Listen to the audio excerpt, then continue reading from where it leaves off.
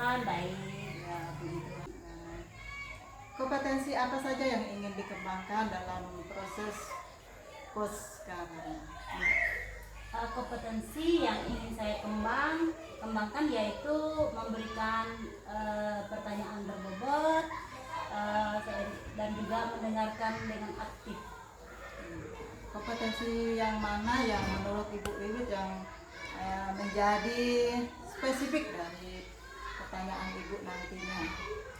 Menurut saya kompetensi spesifik yang ingin saya kembangkan itu yang pertama mendengarkan aktif dan yang kedua memberikan pertanyaan yang berbobot. Ya, terima kasih. Terima kasih Bu Wiwit telah menjawab beberapa pertanyaannya dan semoga sukses dalam proses coachingnya nanti. Terima kasih Bu. Ya, sama-sama.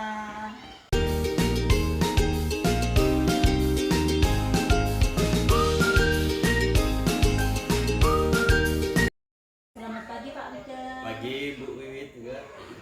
Bagaimana kabarnya? Alhamdulillah baik hari ini. Oh ya.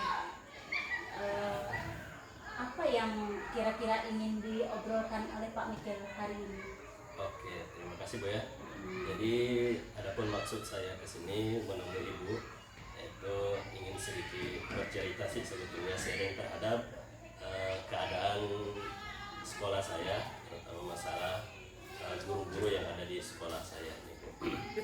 Jadi di sekolah saya sebetulnya setelah saya melakukan beberapa supervisi dan juga pengamatan, itu beberapa guru saya jumpai itu ketika mereka mengajar itu saya lihat dari awal sampai akhir itu masih sistemnya sistem lama, di mana masih guru yang berperan aktif. Kemudian ketika dia mengajar juga cuma memang dari awal sampai keluar itu ya cuma masih ceramato saja gitu kan, sehingga saya perhatikan siswa ya cuma ada yang perhatikan, ada juga yang sibuk dengan dirinya sendiri gitu kan. Mungkin seperti itu Bu. Oke, berarti Pak Mikel ini menyampaikan permasalahan yang dihadapi di sekolah ya, di kelasnya, yaitu setelah mengamati guru-guru mengajar, sebagian besar guru-gurunya masih mengajar dengan monoton ya, dengan metode ceramah, sehingga berdampak kepada siswa-siswanya yang kurang aktif atau kurang semangat ya dalam mengikuti pembelajaran. Oke. Kira-kira apa yang diharapkan dari obrolan kita hari ini? Jadi saya berharap sih dari kegiatan kita pada hari ini mungkin nanti kita bisa atau saya bisa menemukan solusi terhadap masalah yang saya hadapi, di mana guru-guru saya tadi itu masih fokus mengajar dengan metode lama. Jadi mudah-mudahan dari perbicaraan ini saya bisa menemukan gimana sih caranya supaya guru tersebut bisa ibaratnya mengaktifkan kembali pembelajarannya dengan bagaimana menggunakan berbagai macam metode pengajaran yang bisa merangsang siswa untuk aktif dalam pembelajaran. Oke, berarti Pak Michael ini mengharapkan nanti ada perubahan ya. Betul. Jadi dengan guru-guru ini bisa mengubah cara mengajarnya. Oke, lalu apa masalah yang menjadi fokus atau yang ingin dibahas, yang menjadi fokusnya, yang ingin kita bahas hari ini? Ya, walaupun yang intinya sebetulnya mungkin mau mencari solusi ya, bagaimana tindakan saya ke depannya agar bisa membuat guru-guru yang ada di sekolah saya itu bisa berubah dari teacher center ke student center. Oke, itu bagus sekali ya. Nah, kira-kira menurut Pak Mikel apa yang harus dilakukan untuk guru-guru ini, apa yang harus mereka lakukan untuk memperbaiki atau meningkatkan kinerja mereka tadi menurut Pak Mikel? Ya tentunya supaya ada perubahan gitu kan. Ini kan perubahan ini tentunya harus berasal dari guru tersebut. Nah, salah satu caranya itu mereka harus meningkatkan kompetensi, itu bisa dengan mengikuti seminar atau kegiatan-kegiatan yang di mana kegiatan tersebut bisa menyadarkan guru tersebut bahwasanya pembelajaran sekarang itu seperti ini loh gitu kan, bukan cuma guru saja yang harus berperan aktif, yang harus ceramah dari awal sampai akhir, tapi masih banyak metode-metode di luar sana yang sebetulnya sangat efektif digunakan supaya pembelajaran di kelas itu bisa membuat siswanya menjadi aktif gitu. Wah, bagus sekali itu ya, sangat mengapresiasi sekali. Jadi itu rencana yang sangat bagus. Jadi guru-guru bisa mengikuti berbagai pelatihan untuk pengembangan diri ya, Iya, supaya betul. meningkatkan kinerja mereka tadi, sehingga proses mereka bisa lebih optimal gitu ya. Iya, betul. Oke, itu sangat bagus sekali ya Pak Michael ya. Lalu kira-kira bagaimana cara menerapkan ini? Misalnya mau mengikuti seminar, misalnya kira-kira bagaimana cara menerapkan ini di sekolah? Kira-kira. Mungkin rencana paling apa namanya, yang paling dekat yang bisa saya lakukan gitu kan sebagai seorang kepala satuan, itu mungkin bisa merencanakan kegiatan IHT ya, yang dimana materinya nanti adalah tentang metode-metode dalam pembelajaran gitu kan. Mungkin itu yang dalam waktu singkat untuk bisa dilaksanakan. Kemudian mungkin setelah itu juga mungkin bisa dilaksanakan juga tutor sebaya, karena di sekolah saya juga itu saya lihat sudah ada beberapa guru juga yang sudah mulai aktif ya, meninggalkan cara lama.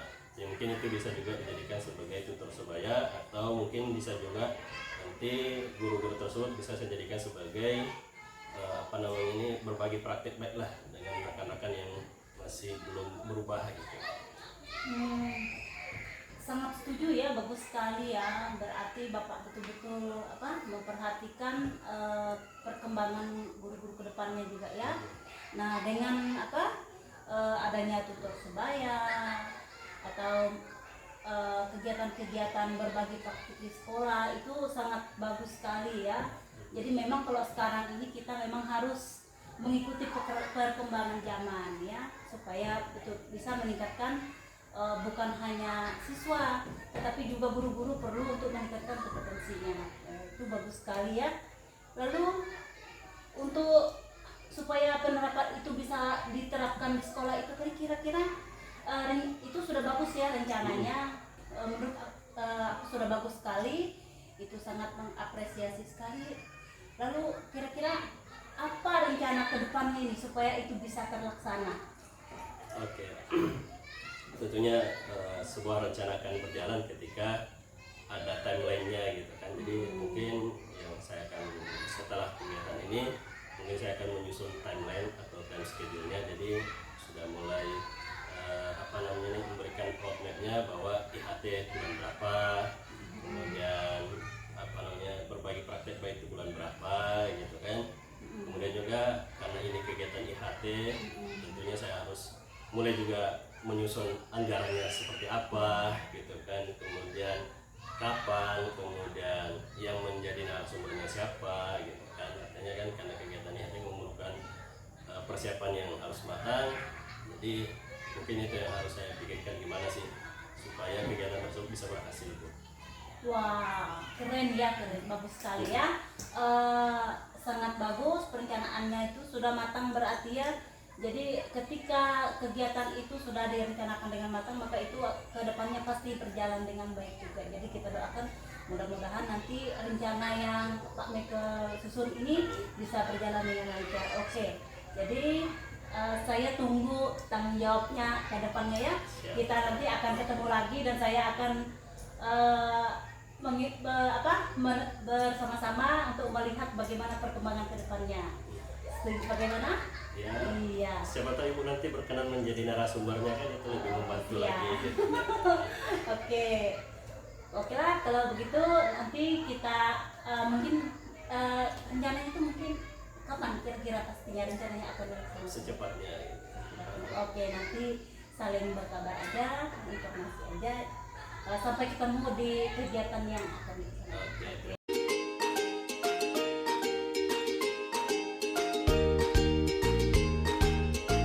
Nah, selamat pagi Bu Ena. Pagi Pak Michael. Gimana kabarnya hari ini? Puji Tuhan baik Pak Michael. Baik ya. Tapi kok rada-rada agak gelisah terhadap ini. Iya nih Pak Michael, jadi saya ini punya sedikit permasalahan nih Pak. Jadi saya curhat ya Pak. Silakan. Ya, jadi saya kesini juga tadi mau ketemu dengan Pak Michael, menyampaikan beberapa hal. Jadi saya di awal tahun ajaran ini ingin sekalian guru-guru yang ada di sekolah kami ini menjadi guru-guru yang profesional begitu, yang mengajar itu sesuai dengan kebutuhan anak-anak sekarang. Jadi bagaimana membuat pembelajaran itu anak-anak itu merasa bahwa mereka itu belajar seperti itu di sekolah. Jadi tidak berpatokan hanya kepada guru saja. Jadi media yang mereka pakai, guru-guru pakai seperti itu bisa menarik minat anak-anak untuk maju lagi untuk belajar ke depannya. Ya, begitu Pak. Jadi tujuan coaching kita kali ini itu mencari solusi tentang apa Bu? Iya, mencari solusinya begini Pak, karena saya mau gitu, tujuannya itu mau supaya guru-guru di sini juga bisa melek teknologi gitu, bisa menggunakan media-media yang ada, misalnya dia di YouTube atau di webinar mereka bisa ikuti seperti itu. Jadi ibu kan guru senior di sini ya. Jadi menurut pengamatan ibu, dari berapa persen sih guru sudah yang ibaratnya pembelajaran yang sudah modern dengan pembelajaran guru yang masih konvensional? Kira-kira berapa persen perbandingannya? Menurut saya untuk di sekolah di sini tuh ada 50% sudah Pak yang memang sudah mulai komunikasi, yang sudah maju menggunakan media dalam mengajar. Jadi untuk 50% ini yang belum, menurut saya, menurut penilaian saya di saat ini. Jadi lumayan yang masih angka besar Bu ya? Iya. 50% guru yang masih belum berpindah, masih menggunakan pembelajaran konvensional Bu ya. Jadi kira-kira nih menurut Ibu apa tindak lanjut Ibu atau rencana aksi ke depan ini, mengingat ada 50% guru di sekolah Ibu yang masih menggunakan pembelajaran konvensional. Kira-kira rencana ke depan Ibu ini untuk mengatasi hal tersebut seperti apa Bu? Yang pertama saya ingin lakukan itu adalah secara langsung dengan gurunya, itu mungkin wawancara secara singkat, ngobrol-ngobrol, kasih motivasi seperti itu. Nah, itu yang pertama. Mungkin yang kedua saya akan berkonsultasi dengan ibu kepala sekolah kami, bagaimana baiknya nanti ke depannya, apakah bisa membuat pelatihan atau ikut pelatihan di online juga bisa. Seperti sekarang ini banyak hal yang bisa dilakukan di dalam kita mengaktifkan guru-guru yang ada gitu. Kira-kira Bu ya, dukungan seperti apa yang Ibu butuhkan ya supaya rencana kegiatan Ibu itu bisa terlaksana? Oke, yang pertama yang saya ingin dukungan dari kepala sekolah. Ya, karena kepala sekolah yang akan menggerakkan juga sama saya di dalam proses ini, dan juga yang kedua gurunya sendiri atau rekan sejawatnya sendiri itu terbuka. Jadi ya mereka dengan mereka terbuka, maka mereka otomatis akan mendukung semua proses yang saya ingin lakukan di sekolah. Oke, luar biasa ya Bu ya rencana aksinya. Kalau misalnya nih Bu ya, kalau misalnya Ibu sudah berencana nih ya mau melaksanakan peningkatan kompetensi guru melalui kegiatan pelatihan ya, atau IHT misalnya. Kalau misalnya Ibu dapati dalam perencanaan tersebut ada hambatan, kira-kira Ibu sudah ada rencana nih untuk menghadapi tantangan tersebut, atau tantangan apa sih kira-kira yang Ibu sudah pikirkan nih yang akan terjadi ketika Ibu melaksanakan kegiatan ini? Yang pertama adalah ketepatan waktunya Pak. Waktu dan merencanakannya sebaik mungkin. Karena kan kita tahu kalau di sekolah ini banyak sekali guru-guru, mungkin ada yang pelatihan, ada yang apa, kita menentukan waktu atau jadwalnya yang tepat seperti itu, dan juga mengkondisikan semuanya, menyiapkan semuanya dengan sebaik mungkin, berkolaborasi dengan kepala sekolah, dengan guru-guru yang memang kita yakin bisa membantu kita dalam kegiatan ini Pak. Gitu. Selain kegiatan pelatihan Bu ya, kira-kira masih ada nggak kira-kira rencana kegiatan yang mungkin bisa dampaknya lebih cepat nih kepada guru tersebut? Ya, untuk membuat dampaknya itu lebih cepat, mungkin seperti mengumpulkan anak-anak, mungkin melakukan sesuatu kegiatan yang bisa dilihat langsung oleh rekan guru gitu. Mungkin mereka, oh gini loh pembelajaran berdiferensiasi, mungkin kita bisa praktek secara global. Oh, praktek ya, praktek langsung supaya bisa menarik minat. Oh ternyata asik ya, anak-anak suka gitu. Betul kata Ibu ya. Jadi terkadang teori itu tidak ampuh, maka yang lebih utamakan biasa berbagi pengalaman langsung ya. Jadi kapan nih mulai rencana? Nah, rencananya akan dimulai secepatnya Pak. Nah, jika memungkinkan mungkin 1 minggu atau ya 1 minggu ke depan akan disiapkan dengan baik supaya tidak ada yang seperti tidak kita inginkan dalam kegiatan ini. Jadi rencananya sudah tersusun, berarti tinggal pelaksananya Bu ya. Oke. Yang bertanggung jawab atas kegiatan ini sudah disusun dengan sudah ada wacananya mungkin ya, siapa saja yang bertanggung jawab ya? Sudah Pak. Nah, yang pertama bertanggung jawab ya pasti karena sudah konsultasi dengan kepala sekolah dan kepala sekolah yang ditunjuk untuk bertanggung jawab dalam kegiatan ini, dan saya juga yang akan melaksanakannya semua kegiatan yang ada. Untuk proses evaluasi kegiatan kira-kira seperti apa nanti? Untuk evaluasi kegiatan saya akan lihat setelah kegiatan ini dilakukan, saya akan melakukan beberapa pengecekan, misalnya bagaimana kondisi anak-anak dalam proses belajar ini.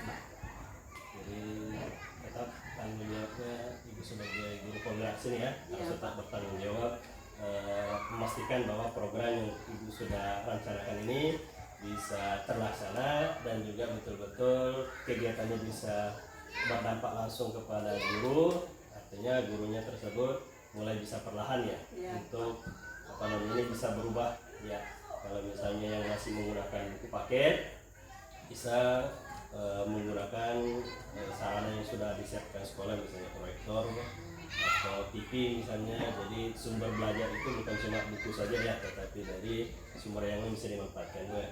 Jadi Ibu siap melaksanakan itu ya, untuk monitoring ya, memastikan hal tersebut terjadi ya. Oke, terima kasih Bu ya atas ini ya, waktunya. Semoga kegiatan ini atau rencana Ibu ini bisa terlaksana dan memberikan dampak yang luar biasa terhadap dunia pendidikan di sekolah ini ya. Iya Pak, terima kasih sudah berbagi, sudah memberikan solusi juga yang baik, sudah. Jadi bukan saya yang memberikan solusi Bu ya, tapi Ibu sendiri. Oke, terima kasih. Oke, terima kasih.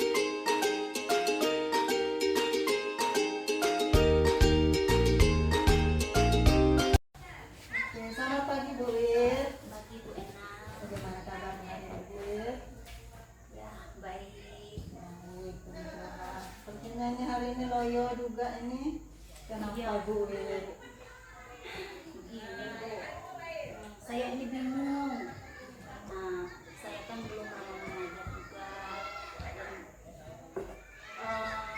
dan saya juga baru masuk bergerak nih, baru awal-awal. Jadi begini Bu, saya ini bingung, di kelas saya ini kan masih ada beberapa siswa, walaupun tidak semua, masih ada beberapa siswa yang tidak fokus mengikuti kegiatan belajar, kurang aktif, kurang semangat gitu ya.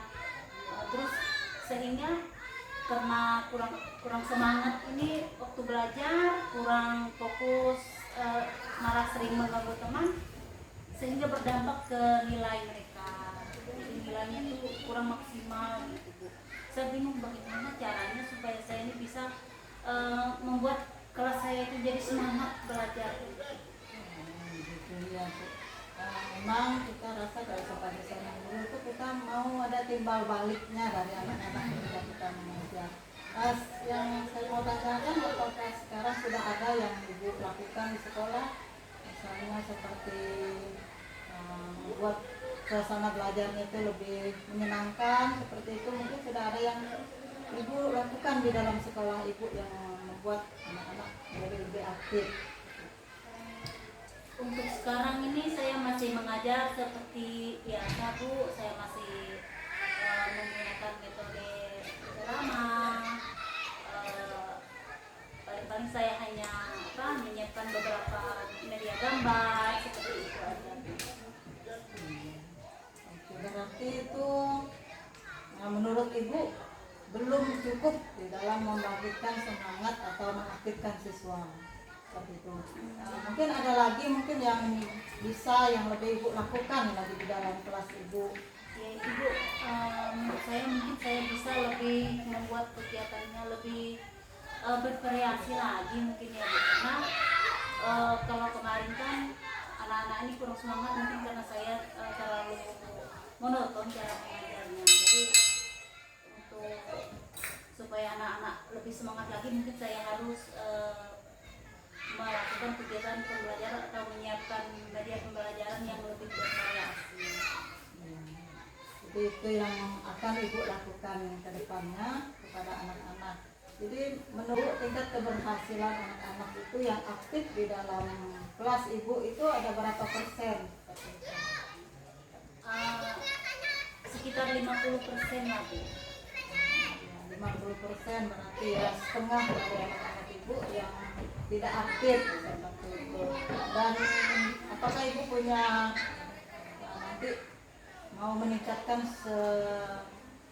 berapa persen lagi seperti itu dalam pembelajaran Ibu? Kan Ibu punya tadi keinginan bahwa anak-anak itu aktif di dalam sekolah, di dalam kelas Ibu, dalam pembelajaran yang Ibu lakukan. Ibu punya keinginan lagi untuk meningkatkan itu ke berapa persen? Ya, harapan saya sih kalau bisa saya bisa meningkatkan semuanya Bu, semuanya meningkat menjadi kalau bisa ya 100% lah Bu, mereka semuanya semangat kan, jadi suasana kelas kan menjadi lebih hidup, lebih menyenangkan. Memang kita sebagai seorang guru, memang kita ingin semua anak-anak kita aktif di dalam pembelajaran yang kita lakukan di kelas. Bagaimana menurut Ibu, apakah apa yang akan Ibu lakukan ke depannya untuk meningkatkan tingkat keaktifan siswa Ibu di kelas? Yang akan saya lakukan ke depannya, mungkin saya akan memetakan dulu kebutuhan belajar murid saya Bu, karena di antara murid-murid saya itu kan ada yang senang senang belajar yang berbeda lah, yang sebelumnya hanya menggunakan buku teks atau gambar-gambar biasa. Mungkin saya bisa memberikan variasi yang memanfaatkan teknologi, misalnya saya bisa memberikan video pembelajaran gitu. Mungkin karena kemarin saya mengajarnya secara global aja, sehingga banyak kebutuhan murid yang belum tercapai. Jadi untuk kedepannya saya rencananya akan melakukan kegiatan pembelajaran berdiferensiasi dengan memetakan kebutuhan murid sesuai minat murid, kebutuhan belajarnya dan profil murid. Jadi karena dengan profil murid saya nanti bisa memetakan kebutuhan murid itu visual, auditori dan kinestetik. Jadi saya bisa menyiapkan misalnya video pembelajaran atau teks bergambar seperti itu kira-kira. Bagus sekali Bu Ir.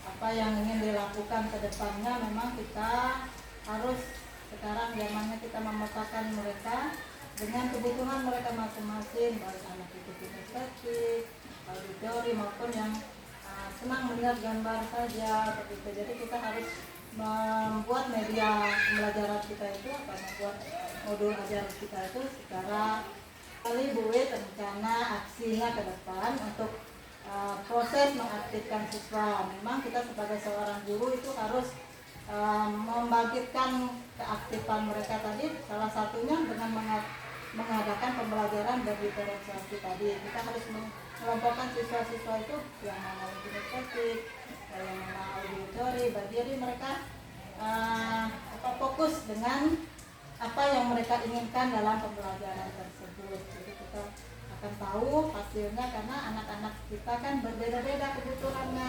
Ada yang suka cuma lihat gambar, ada yang suka dengan video, atau ada yang suka melakukan sesuatu seperti itu. Jadi kita sebagai seorang guru memang harus aktif mencari media apa yang cocok untuk anak-anak kita. Jadi bagus sekali Bu rencana aksinya ke depan.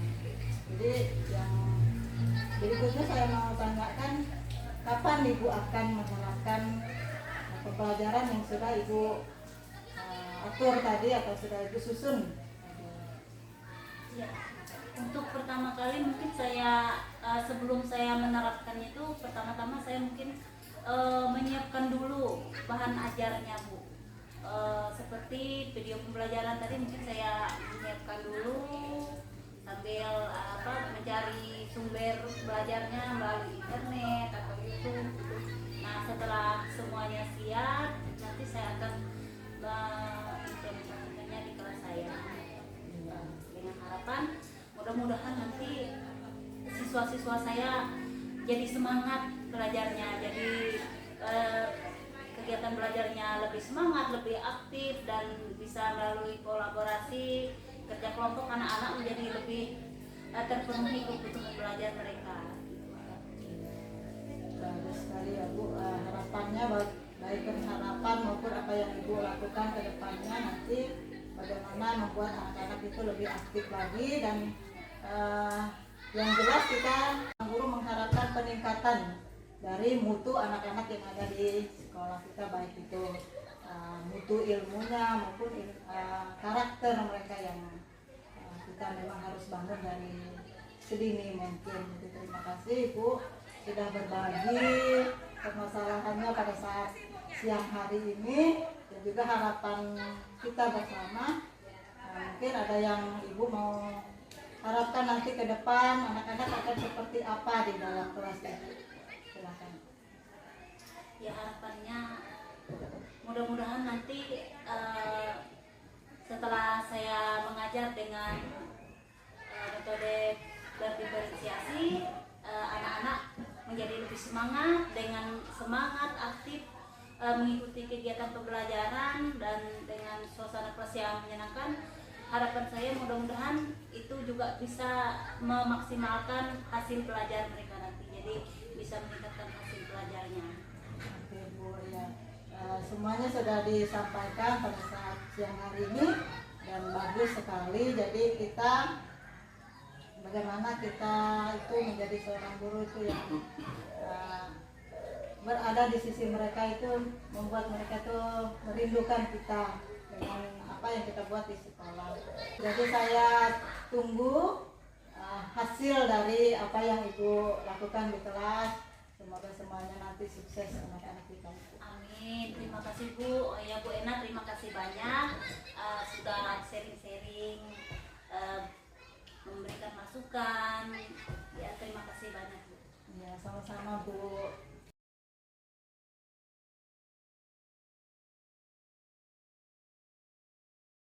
Baik Bu, dari proses coaching tadi ya, jadi kira-kira nih kompetensi apa yang Ibu perlu tingkatkan supaya kedepannya ketika Ibu melakukan proses coaching lagi kepada rekan-rekan yang lain itu bisa maksimal. Jadi yang saya perlu tingkatkan yang pertama itu adalah kehadiran ilmu, memfasilitasi kegiatan ini Pak. Masih ada yang perlu ditingkatkan selain kehadiran penuh? Mendengarkan secara aktif, bagaimana bagaimana coaching menyampaikan permasalahannya, juga membuat pertanyaan-pertanyaan yang berbobot kepada mereka. Oke, terima kasih Bu ya. Jadi dari hasil pengamatan saya Bu, dari kegiatan Ibu melakukan coaching tadi itu sudah luar biasa bagus. Kegiatannya sudah sesuai dengan alur kita. Kemudian si coachingnya tadi itu sudah bisa mendapatkan solusi dari masalahnya sendiri. Baik Bu, terima kasih. Semoga kedepannya dalam praktek pelaksanaan coaching selanjutnya kita bisa melaksanakannya secara maksimal lagi Bu ya. Oke, terima kasih. Terima kasih.